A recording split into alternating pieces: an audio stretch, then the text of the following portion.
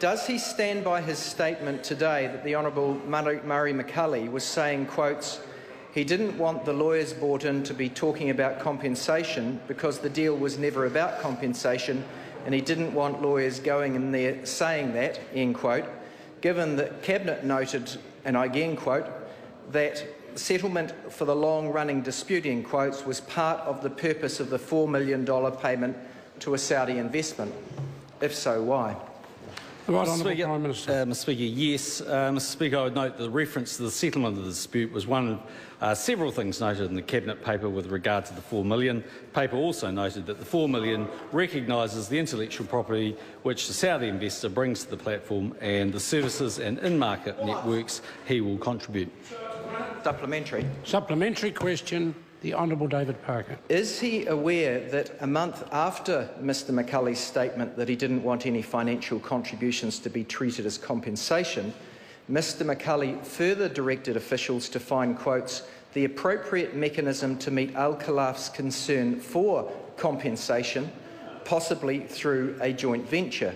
And if so, why does he still say the $4 million cash payment has nothing to do with compensation? Speaker, Right Honourable Prime Minister. Mr Speaker, well, I'm not aware of that particular statement, but I'm sure it's contained in the 900 pages of the documents released. But, Mr Speaker, the reason I say that is because it's correct, and that is because there was a long-running dispute started by the previous Labor government, for which this government took responsibility of fixing up. There were many reasons why we addressed it. Some of them were the FTA. Some of them were our relationship with Saudi Arabia, and some of them were to showcase New Zealand products. Point of order, Mr Speaker. Point of order, the Honourable David Parker. I seek leave to table a document that shows Minister McCully directed officials to find, quotes, an appropriate mechanism to meet Mr Al Khelaf's... Date of the document? It is the 19th of April 2012, and it's a briefing note of MFAT. I'll leave a sort to table that particular note. Is there any objection? There is none. It can be tabled. Thank you, Mr Supplementary Speaker. question, the Honourable David Parker. If the payment was in no way compensation, why did he tell the media in May that, quotes, the view of the Cabinet was that there was a case the investor had put up, that we may have to fight that in the court, that there was probably a faster way of trying to resolve that? Did he mislead the public in May, or did he mislead the public this morning? Speaker. The Right Honourable Prime Minister. No, the one and the same thing. Supplementary. Supplementary question, the Honourable David Parker. Why did he not answer the repeated questions on Morning Report this morning about what value New Zealand received for the money paid to the Al Khelaf Group, in particular the $4 million cash payment up front?